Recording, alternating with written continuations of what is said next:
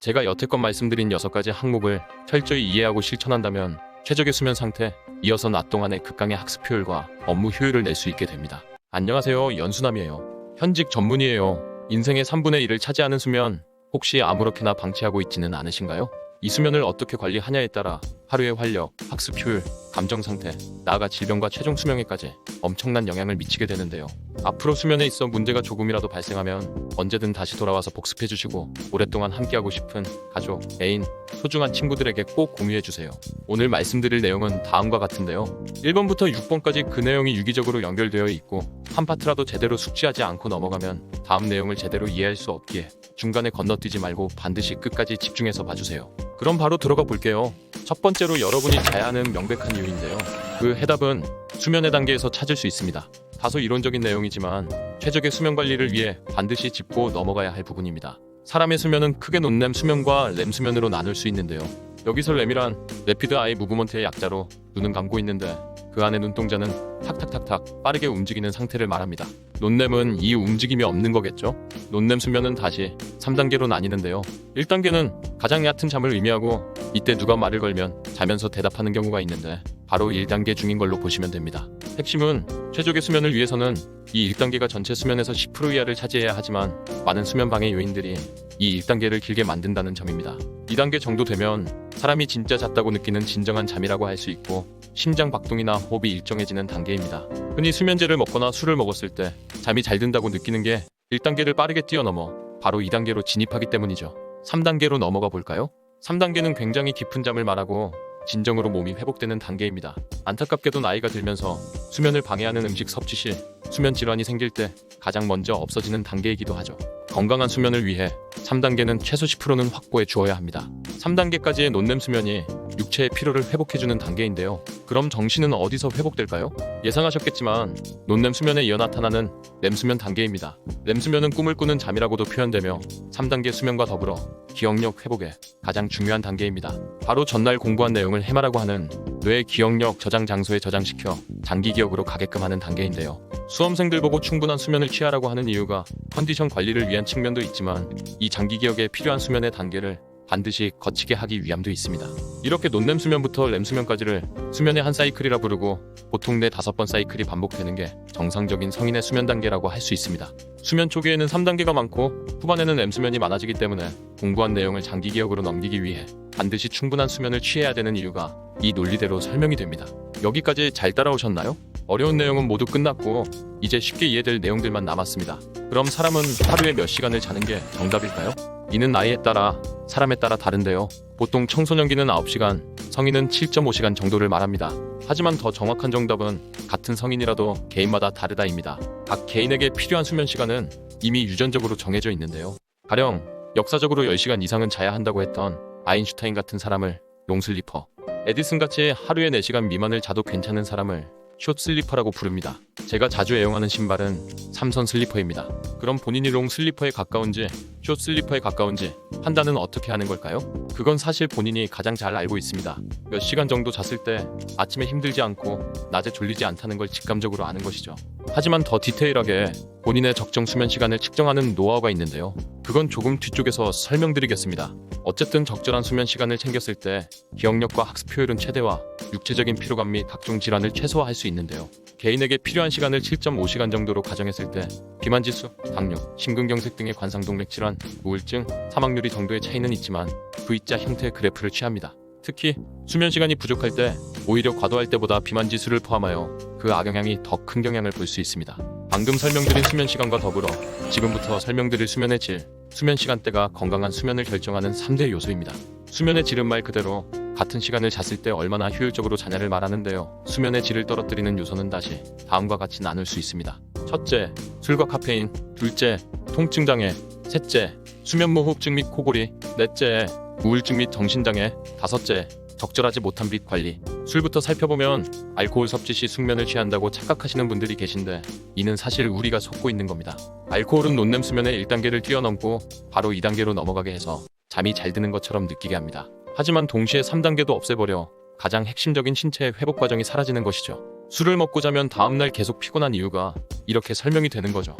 카페인, 즉 커피를 마시면 심장이 두근거려 잠을 잘 못 잔다고 하시는 분들이 있고, 자기는 커피를 아무리 마셔도 수면과는 아무런 상관이 없다고 말하시는 분들이 계시는데요. 사실 카페인에 따른 뇌의 반응성이 사람마다 천차만별인 건 사실입니다. 하지만 카페인은 전반적으로 뇌를 깨워 그날 밤 잠을 잘 못 자게 하는 주범인데요. 수면 1단계를 길어지게 하거나 2단계로 갔다고 하더라도 3단계로 내려가지 못하고 다시 1단계로 가게 하여 양질의 수면을 못 취하게 하는 것이죠.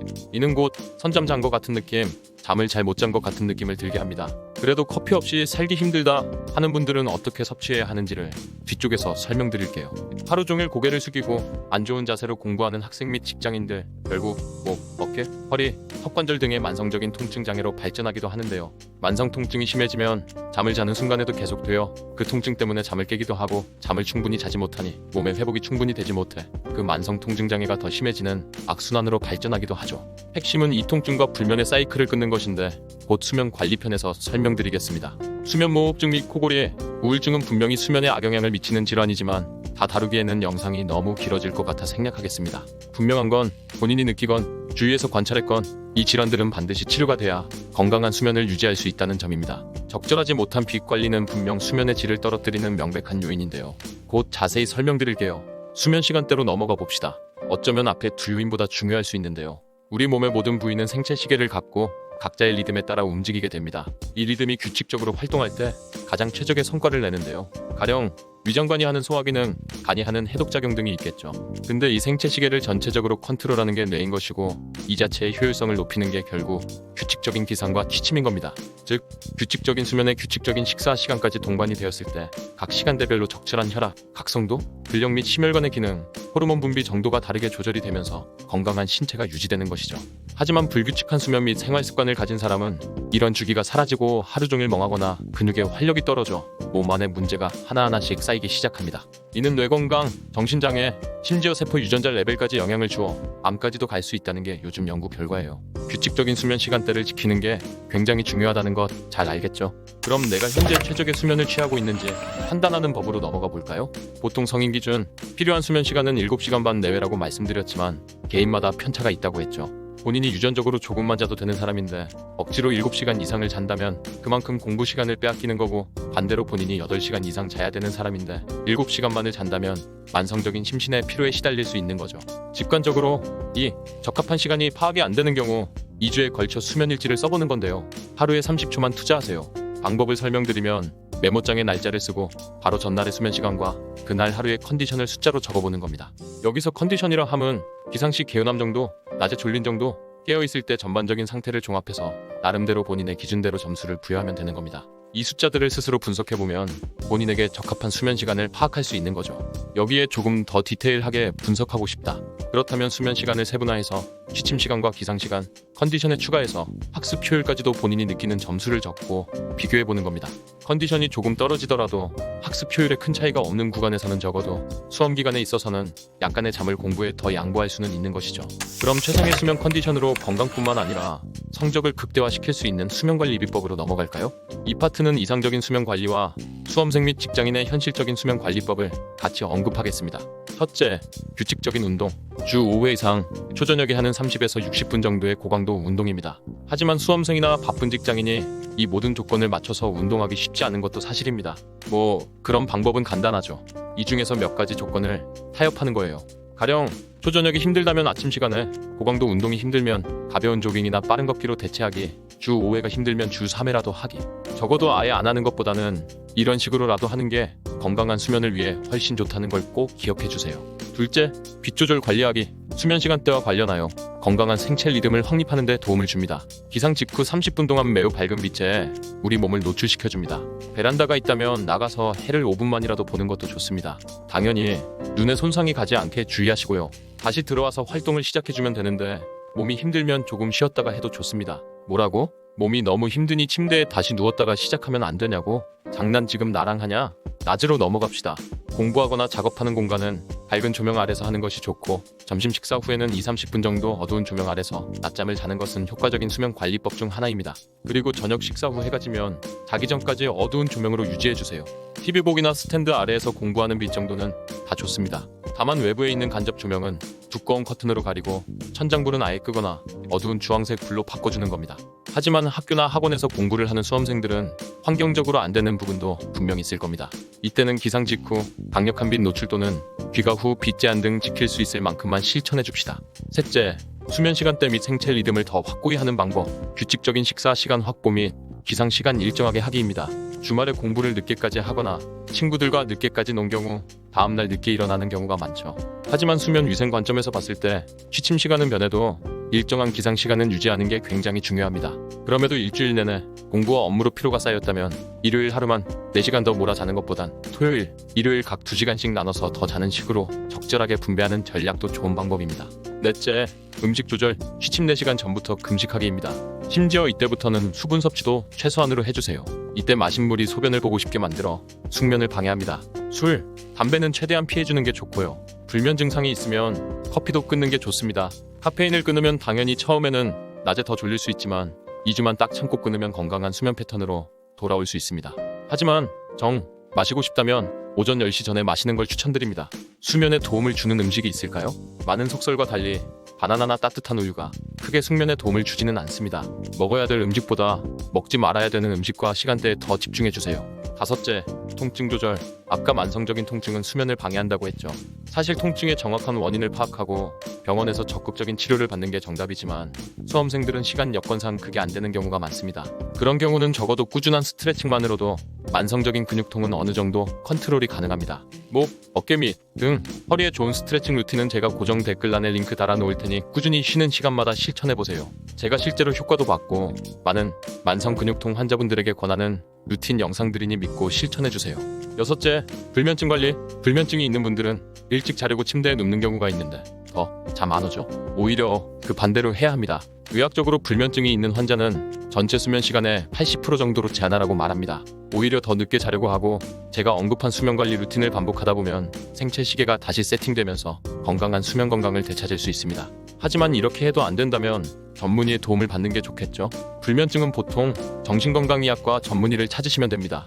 마지막 파트, 아침에 일어날 때 피곤한 이유와 이를 극복하는 방안입니다.